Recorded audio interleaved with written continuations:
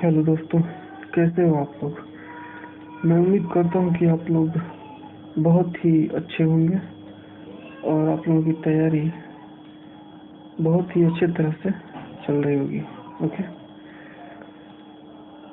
आज हम लोग क्वेश्चंस करेंगे। सोम के।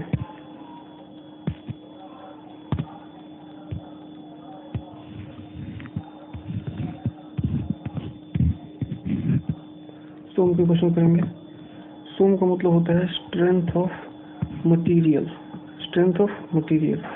इसे एक और नाम से भी जानते हैं, इसे हम मॉस भी कहते हैं।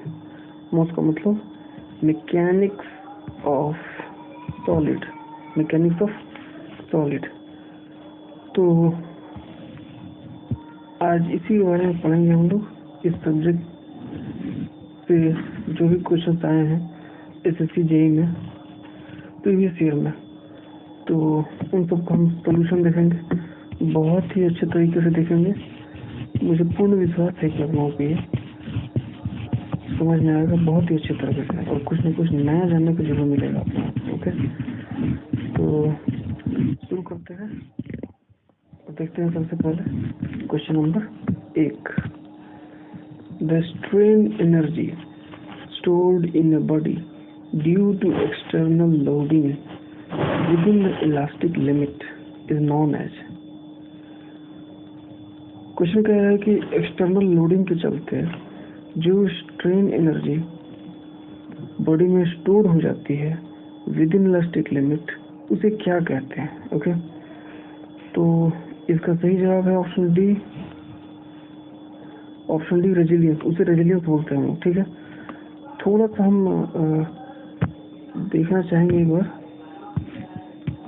कुछ जरा सी बात है, ये है, मैं आपको बता रहा हूँ स्ट्रेस वर्सेस स्ट्रेन, और मैं डक्टाइल मटेरियल के लिए बता रहा हूँ। ओके, यहाँ से वहाँ तक स्ट्रेट जाता है, फिर हल्का सा चेंज होता है ऐसे, फिर ऐसे, और फिर ये नीचे चला जाता है। इस पॉइंट को बोलते हैं प्रोपोर्शनल लिमिट, इस पॉइंट को बोलते हैं इलास्टिक लिमिट। अपर यील्ड पॉइंट ये है, लोअर यील्ड पॉइंट ये जो टॉप पे दिख रहा है, इसको बोलते हैं हम लोग अल्टीमेट टेंसाइल स्ट्रेंथ, और एक अंतिम पॉइंट आएगा, उसे बोलते हैं फ्रैक्चर पॉइंट, जहाँ पे स्पेसिमेन का फ्रैक्चर हो जाता है। ओके, ये सारे पॉइंट्स होते हैं। थोड़ा सा मैं सब पॉइंट्स के बारे में बता देना चाहता हूँ। ये है प्रोपोर्शनल लिमिट। हमारा जो हुक्स लॉ होता है, हुक्स लॉ क्या होता है, सिग्मा डायरेक्टली प्रोपोर्शनल होता है एप्सिलॉन के, मतलब स्ट्रेस डायरेक्टली प्रोपोर्शनल होता है स्ट्रेन के, या फिर लिखते हैं sigma equals to Young's modulus into strain. ये इसके अलावा जो शियर स्ट्रेस होता है प्रोपोर्शनल होता है शियर स्ट्रेन के, या फिर shear stress is equal to C.5, वैसे ये modulus of rigidity.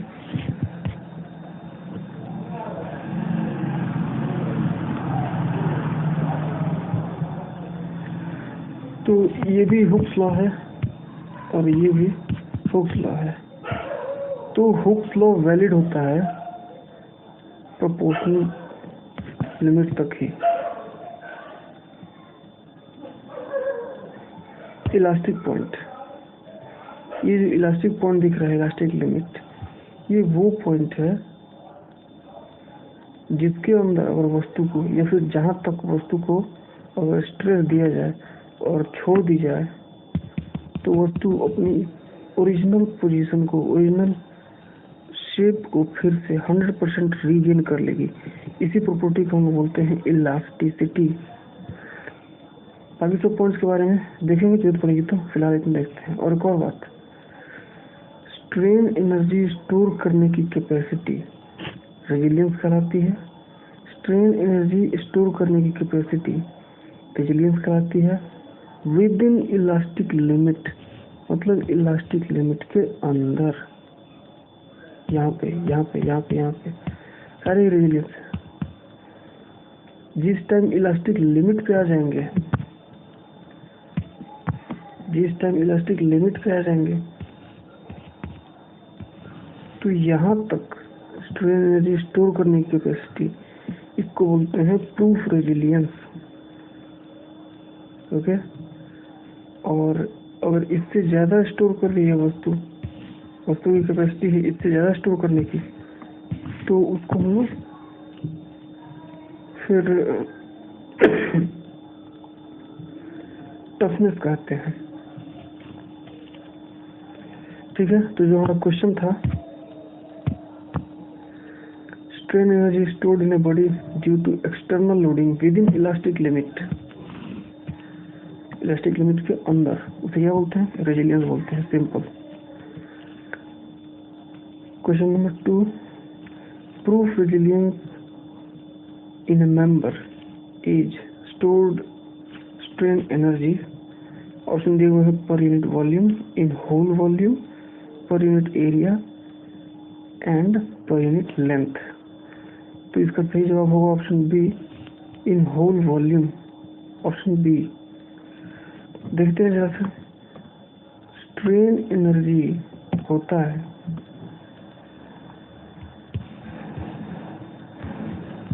Half into load into deflection. Half load को क्या लिख सकते हैं? स्ट्रेस डॉट एरिया, और ये जो डिफ्लेक्शन है इसको क्या लिख सकते हैं हम लोग? इसको लिख सकते हैं सिग्मा एल अपॉन ई। तो थोड़ा सा इसको हम लोग और ध्यान से देखेंगे तो ये हो जाता है, मिटा देता हूँ इसे,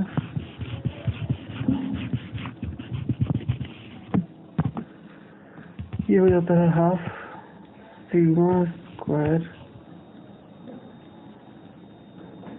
upon E multiplied by A dot L, लेकिन ए डॉट एल को हम बोलते हैं वी वॉल्यूम। तो जो प्रूफ रेजिलियंस होता है पूरे वॉल्यूम में स्टोर्ड एनर्जी को बताता है। तो इसका सही जवाब हो जाएगा, क्वेश्चन नंबर 2 का सही जवाब है option B, in whole volume. Okay, मेरी सबसे आसान सवाल था, मुश्किल नहीं था। अब देखते हैं क्वेश्चन नंबर 3। क्वेश्चन नंबर 3 क्या कहता है? Resilience of a material is considered when it is subjected to. का मतलब कोई भी हमारा बॉडी है उसमें हम रेजिलियंस की प्रॉपर्टी को कब देखते हैं, या फिर कब हम उसके आधार पर निर्णय लेते हैं कि हमें ये मटेरियल सेलेक्ट करना है कि नहीं किसी स्पेसिफिक पर्पस के लिए। ओके, ऑप्शन डी है फ्रीक्वेंट हीट ट्रीटमेंट, फटीग, और सी है क्रीप, और डी है शॉक लोडिंग। ओके, तो इसका सही जवाब होगा शॉक लोडिंग। शॉक लोडिंग, जितने भी शॉक वाले फिनोमिनन है जहाँ पे जो लोड होता है वो सडनली अप्लाई होता है, एकदम इम्पैक्ट के साथ अप्लाई होता है, वैसे एप्लीकेशंस में रेजिलियंस एक बहुत ही इम्पोर्टेंट प्रॉपर्टी मानी जाती है। ओके, तो इसका सही जवाब होगा option D, shock loading. Next question 4, the ability of a tool material to resist shock or impact forces is known as। Shock forces या इम्पैक्ट फोर्सेस को रजिस्ट करने के लिए जो प्रॉपर्टी वस्तु में होनी चाहिए वो है एनर्जी एब्जॉर्ब करने की कैपेसिटी। और यदि वस्तु फ्रैक्चर पॉइंट तक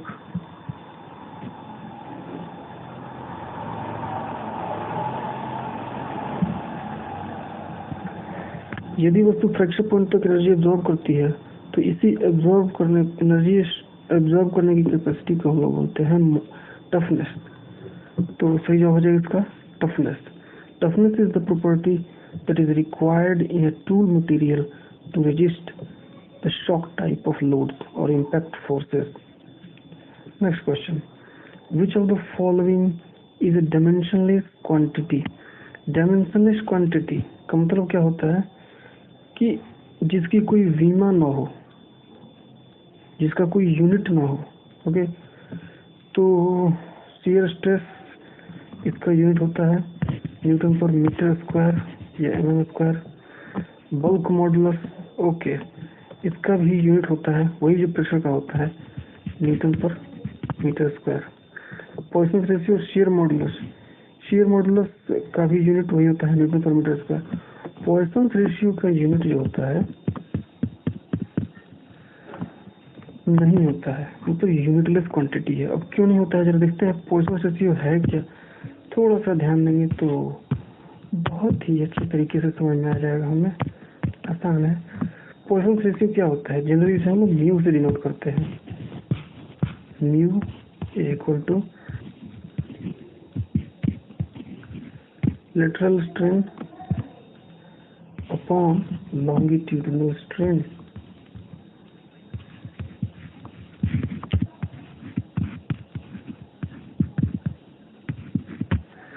लॉन्गिट्यूडिनल स्ट्रेन, तो अगर हम लोग ध्यान से समझे तो ये हमें बताता है कि अगर एक यूनिट लॉन्गिट्यूडिनल स्ट्रेन आता है तो उसके कंपैरिजन में, उसके रेस्पेक्ट में हमारा जो लॉन्गिट्यूडिनल लेटरल स्ट्रेन होगा वो कितना होगा ये बताता है।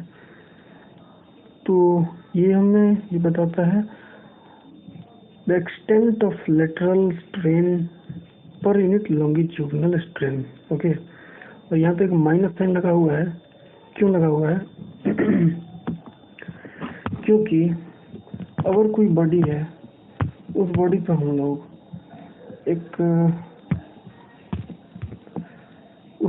लोग एक्सटेंशन फोर्स लगाते हैं और उसे एक्सटेंड करने की कोशिश करते हैं, उसको एक्सटेंड करते हैं हम लोग, तो क्या होता है एक्सटेंड करने पे ये होता है।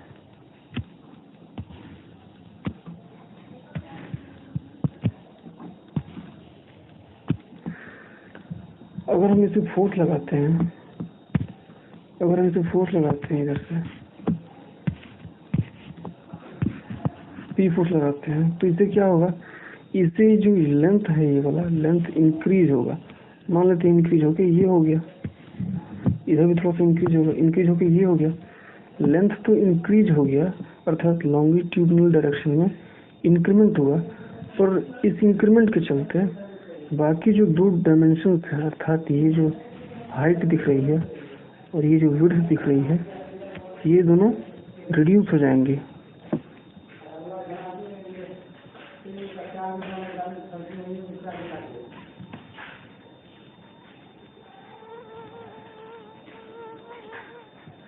ये दोनों क्या हो जाएंगे, रिड्यूस हो जाएंगे। तो अगर एक टेंसाइल है तो दूसरा क्या होगा, कंप्रेसिव होगा अपने आप। दोनों ही एक दूसरे के अपोजिट है डायरेक्शन में, इसलिए हम नेगेटिव साइन का यूज करते हैं यहाँ पे पॉइसन रेशियो को डिफाइन करते समय। ओके, अच्छा, अगर ये भी स्ट्रेन है और ये भी अगर स्ट्रेन है, तो वैसे स्ट्रेन की यूनिट खुद ही नहीं होती है, तो यूनिटलेस अपन यूनिटलेस, तो ये भी यूनिटलेस ही मिलेगा, यूनिटलेस या फिर कह सकते हैं डायमेंशनलेस ही मिलेगा। ओके, ये वाला ऑप्शन था Poisson ratio is dimensionless quantity. Okay, next, percentage elongation during tensile test is indicative of, indicative मतलब सूचक है या इंडिकेट्स या फिर शोज, क्या बताता है। तो परसेंटेज इलोंगेशन टेंसाइल टेस्ट करते हैं, टेंसाइल टेस्ट का पता होगा आपको, उसमें एक स्पेसिमेन होता है ऐसे जो कि एक स्पेसिफाइड डायमेंशंस का होता है, और फिर हम इसको मशीन में, यूपीएम मशीन में क्या करते हैं, लगा के खींचते हैं। तो क्या लेकिंग फिनोमेना होता है, धीरे धीरे यहाँ पे लेकिंग फिनोमेना होता है और ये स्पेसिमेन जो होता है वो टूट जाता है। तो पहले इलोंगेट होता है, उसके बाद से टूट जाता है ये।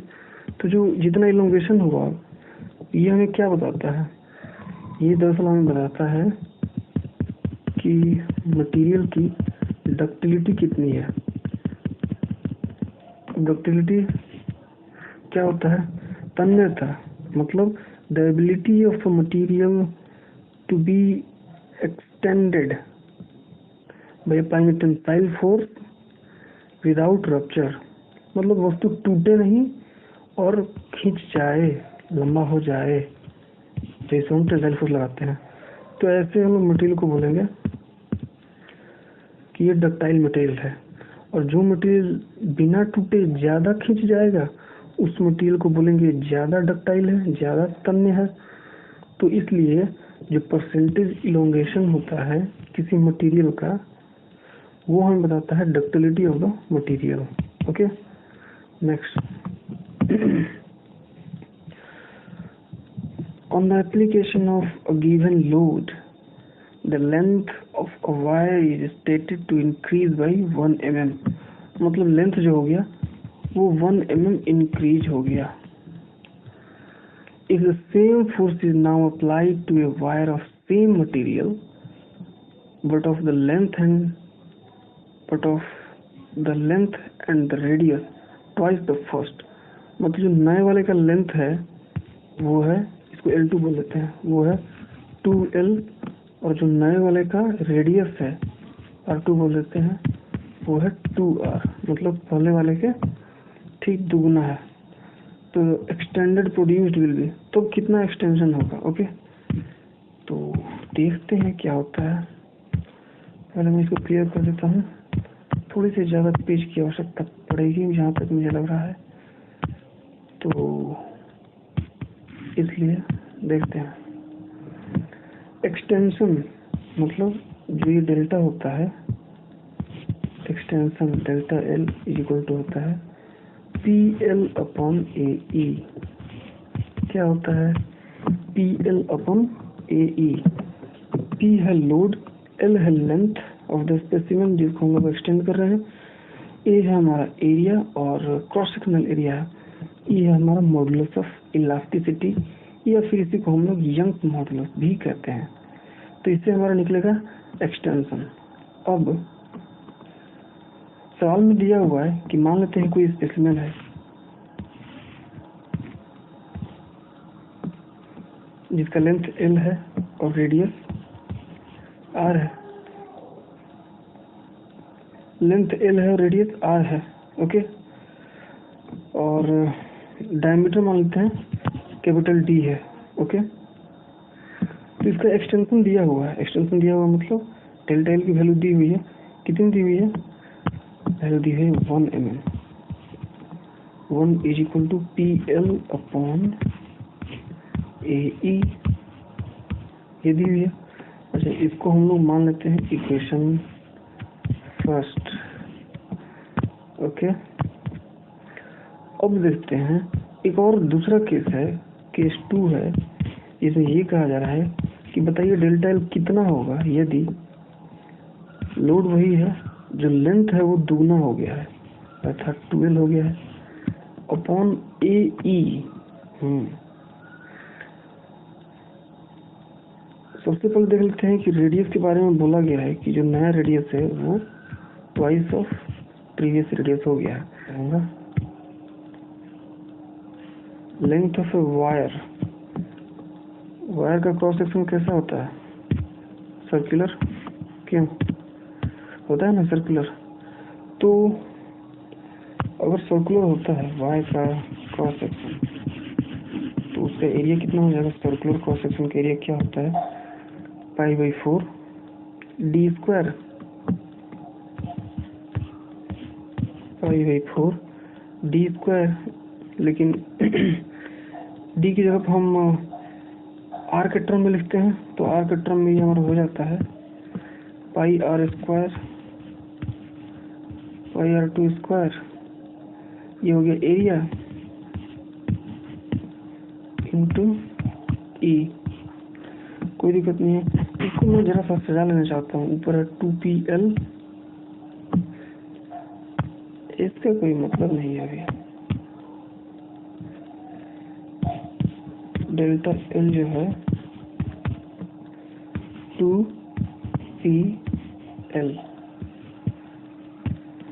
2PL डिवाइडेड बाई नीचे है पाई R2 स्क्वायर, लेकिन R2 की जगह हम लिख सकते हैं 2R, तो 2, अच्छा R2 स्क्वायर है, स्क्वायर करेंगे अगर तो मैं लिख ही देता हूँ, ज़्यादा सही रहेगा। पाई R2 की जगह पे 2R का whole square, pi R square into E area into modulus of elasticity. Okay, मैं इसको थोड़ा अच्छे से और सजा लेना चाहता हूँ, तो ये हो जाएगा 2PL/4 पाई R स्क्वायर ई, तो ये 2 से 4 कैंसिल हो रहा है, तो नीचे 2 आएगा। अल्टीमेटली क्या बचा हमारे पास? हमारे पास बचा है delta L is equal to 1/2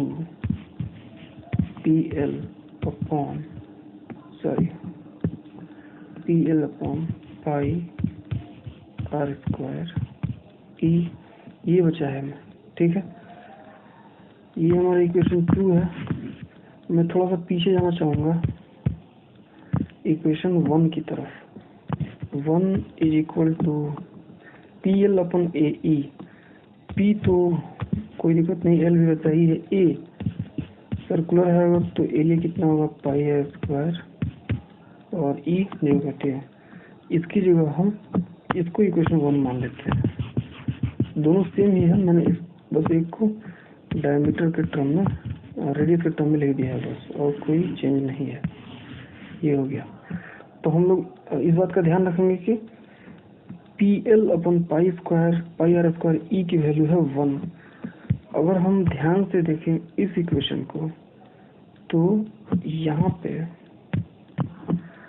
PL upon pi square ई दिख रहा है। क्या मैं इसकी वैल्यू को 1 लिख दूँ इक्वेशन 1 से, तो 1/2, 1 into 1 1 आएगा, 1/2 क्या होता है 0.5 और mm में दिया हुआ था तो mm, अर्थात ये इलोंगेशन होगा उस नए तार का जिसका लेंथ पहले वाले तार के दुगना और रेडियस जो है वो भी दुगना है पहले वाले तार के।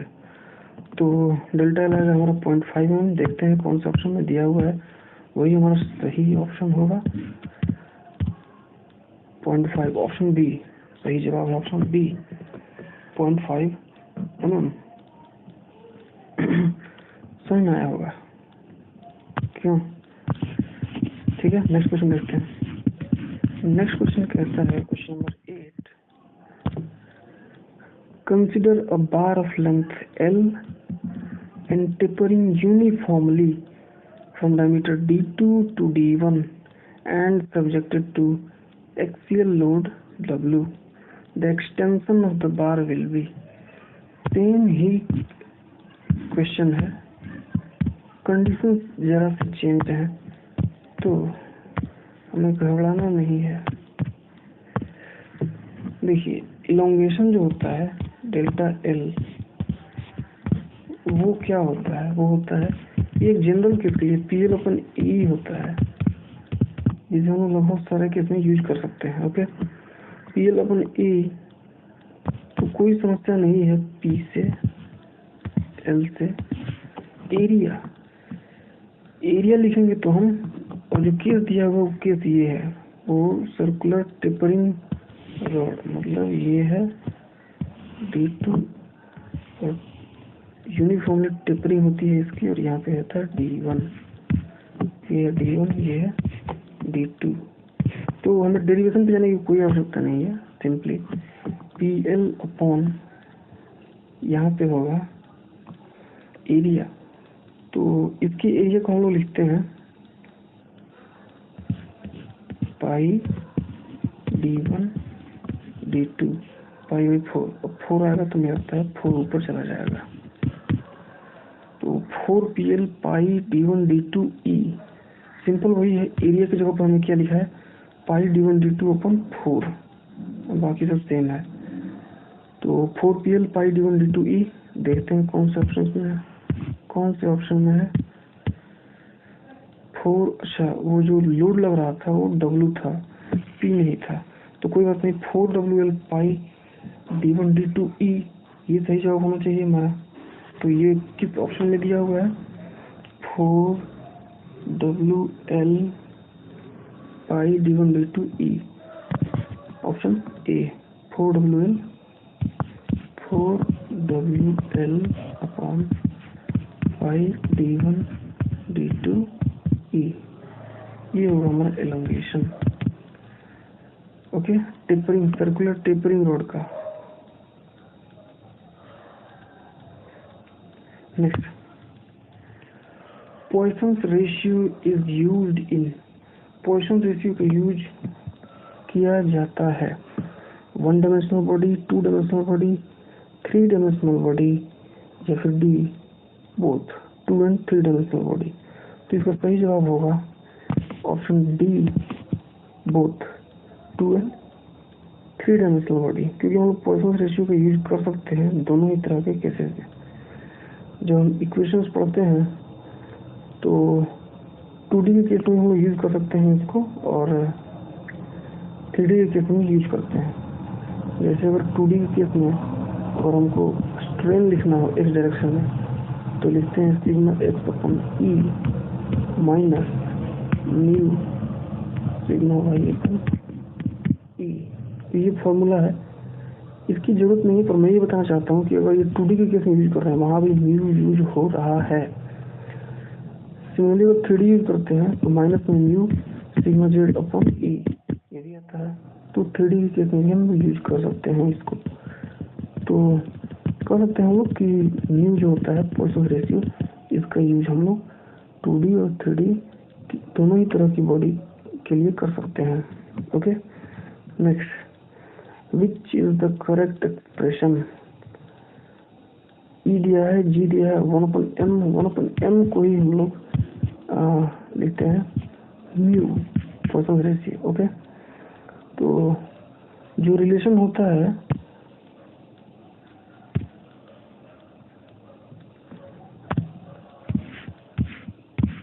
ई सी और म्यू के बीच में जो रिलेशन होता है वो होता है E इज इक्वल टू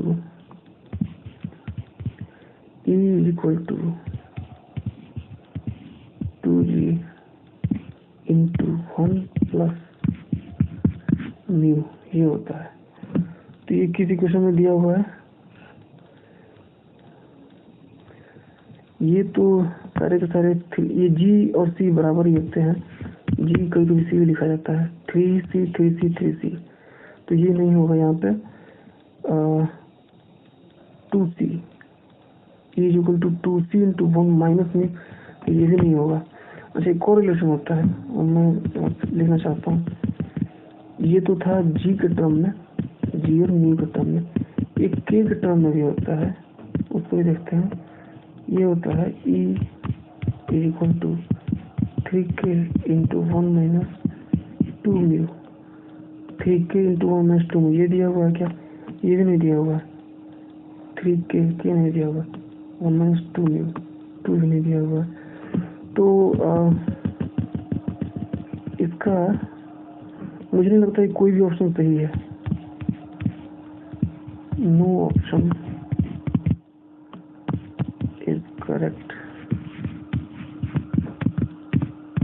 घबराने की कोई बात नहीं है, ठीक है, आप लोग खुद ही समझ जाएंगे।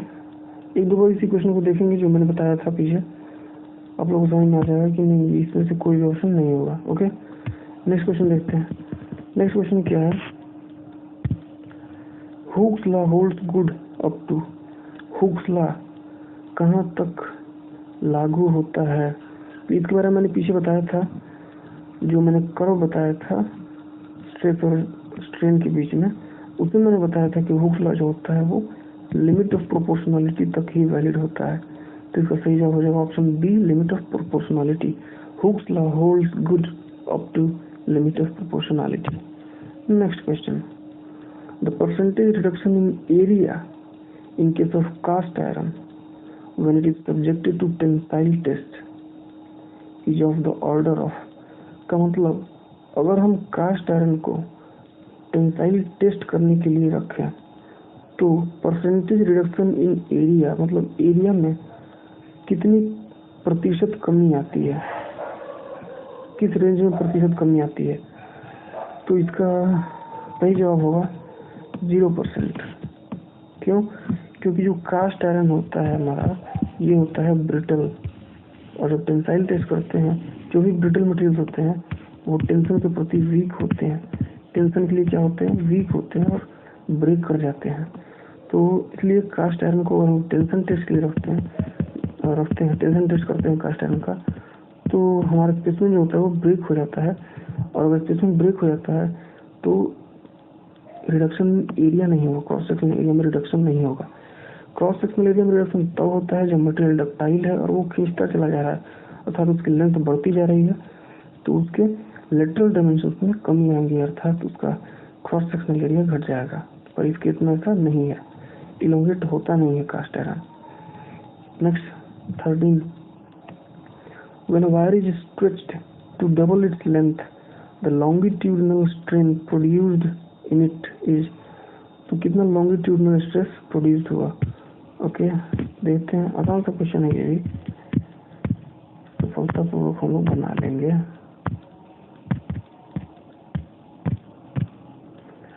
देखते हैं,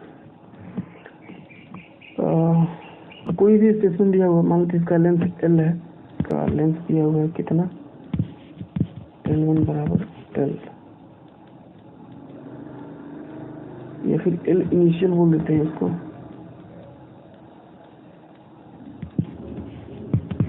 हम लोग जानते हैं स्ट्रेन इज इक्वल टू क्या होता है, डेल्टा L अपन L, मतलब change in length upon original length. तो चेंज इन लेंथ मतलब final minus initial upon original length initial. 2L minus L कितना हुआ, L upon original length L, cancel हो गया, तीसरा जो आगे 1, अर्थात हमारा स्ट्रेन कितना हुआ, 1 यूनिट का स्ट्रेन आया। तो सही ऑप्शन हो जाएगा इसका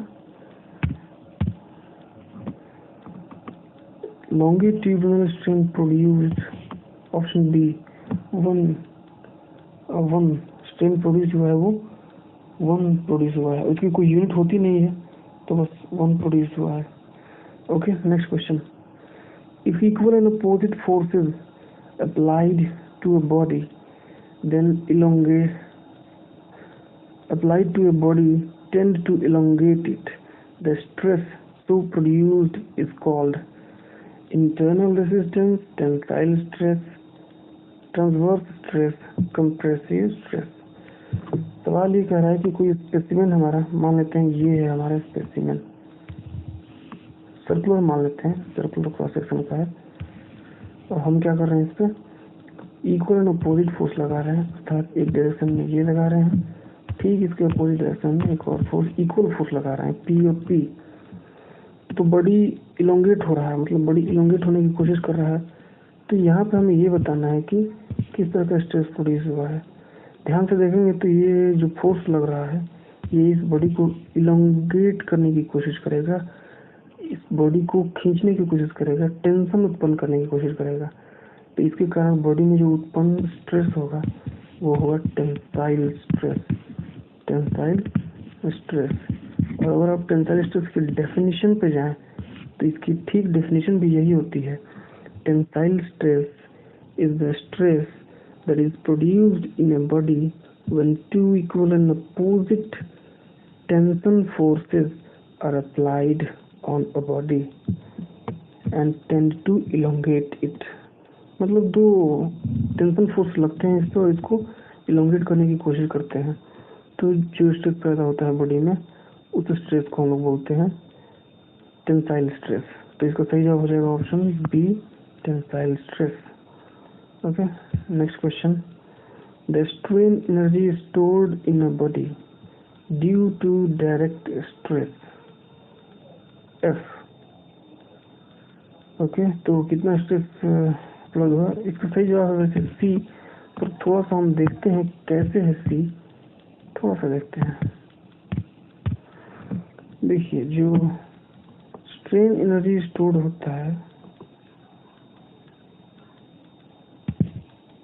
इसको ऐसे लिखते हैं 1/2 इंटू लोड इंटू डिफ्लेक्शन। तो इसको हम फर्दर लिख सकते हैं 1/2 इंटू लोड को लिख सकते हैं डायरेक्ट स्ट्रेस, जो कि सवाल में एफ दिया है तो एफ लिख देते हैं। सवाल में एफ दिया है, F dot area A multiplied with deflection. तो डिफ्लेक्शन होता है direct stress into L upon E. इसको थोड़ा सा हम और अच्छे से रीअरेंज करेंगे तो हमें मिलेगा एफ इंटू एफ, तो F square upon 2e into A L, A dot L. पर ए डॉट एल क्या होता है हम जानते हैं, F square upon 2e, A into L होता है वॉल्यूम। यही हमारा सही जवाब हो जाएगा, F square upon 2e multiplied by volume.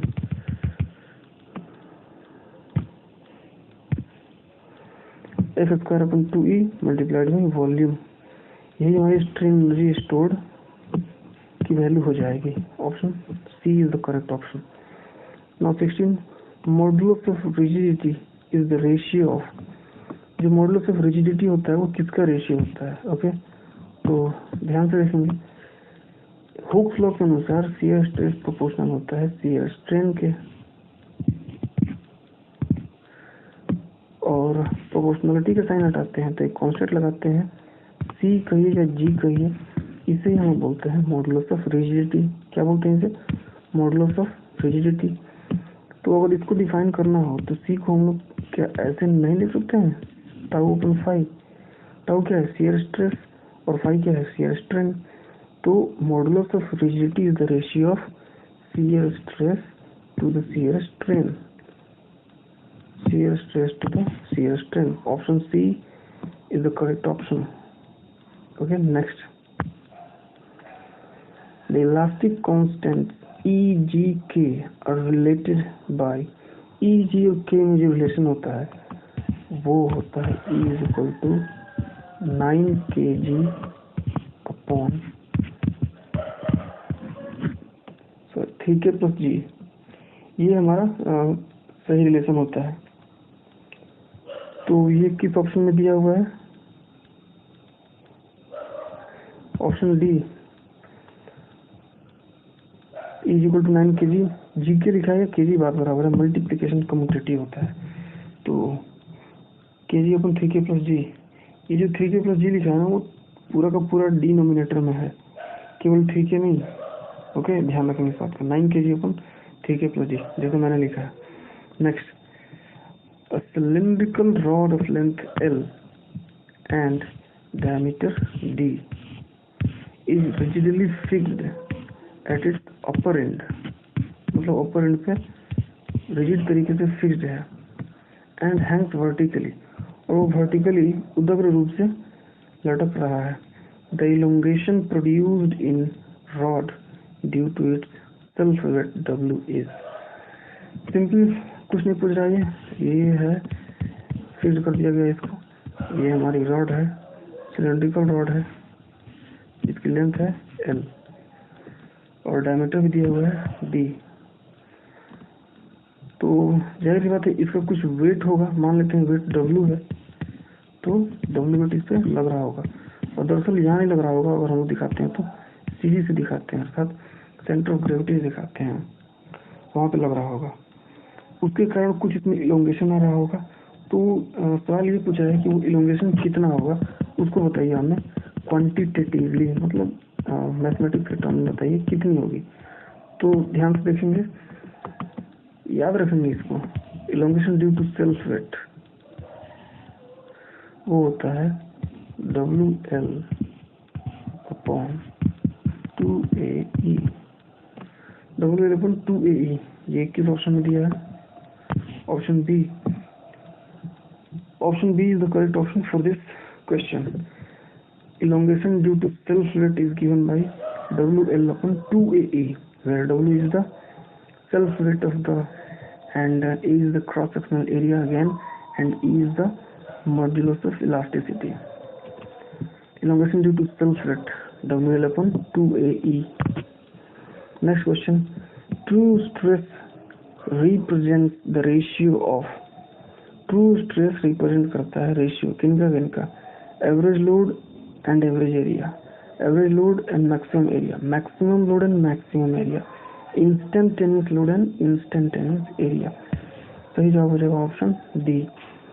ये क्या है कॉन्सेप्ट ट्रू स्ट्रेस और स्ट्रेन का, थोड़ा सा ध्यान से देखते हैं। अगर कोई स्पेसिमेन है, अगर कोई स्पेसिमेन है और हम इस पर फोर्स लगाते हैं ऐसे ऐसे, मान लेते हैं पी फोर्स लगाते हैं, इधर पी लगाते हैं, तो क्या होगा, इसमें इलोंगेशन आएगा, मतलब बॉडी हमारी कुछ ऐसी हो जाएगी, थोड़ी सी पतली हो जाएगी पर थोड़ी सी बड़ी भी हो जाएगी, इतना इलोंगेशन आएगा। लेकिन जब हम स्ट्रेस लिखते हैं, जब हम स्ट्रेस की वैल्यू लिखते हैं, स्ट्रेस इज इक्वल टू, तो लिखते हैं P अपॉन ए। यहाँ पे जो एरिया है ना, ये एवरेज एरिया है। क्यों? क्योंकि जैसे ही इस P लोड के चलते एक्सटेंशन आना शुरू होगा, वैसे ही इस बॉडी का क्रॉस सेक्शनल एरिया घटना भी शुरू हो जाएगा, क्रॉस सेक्शनल एरिया घटना भी शुरू हो जाएगा, घटते जाएगा, क्रॉस सेक्शनल एरिया घटते जाएगा। पर हम उन सब चीज़ों को नेगलेक्ट करते हैं और एक एवरेज स्ट्रेस की वैल्यू निकालते हैं जनरली। लेकिन अगर सही में देखा जाएगा, ट्रू स्ट्रेस निकाला जाए, ट्रू स्ट्रेस, तो वो किसी एक पॉइंट पे निकाला जाए, किसी एक टाइम पे, तो उस समय जो लोड लग रहा है अपॉन उस समय इंस्टेंटेनियस, मतलब उस खास क्षण पे जो एरिया है उसका रेशियो होता है। तो ये होता है ट्रू स्ट्रेस, मतलब किसी खास इंस्टेंट पे जो क्रॉस सेक्शन एरिया है वो एरिया लेते हैं इसमें। तो इसका सही जवाब हो जाएगा instantaneous load upon instantaneous area. ये कॉन्सेप्ट समझ में आया होगा आपको।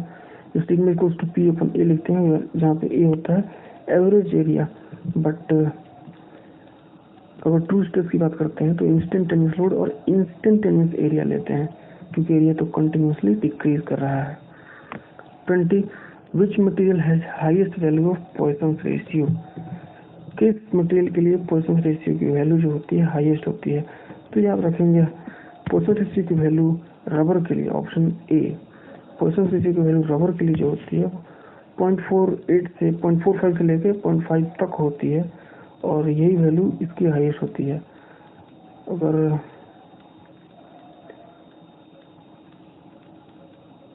म्यू का रेंज देखें तो जनरली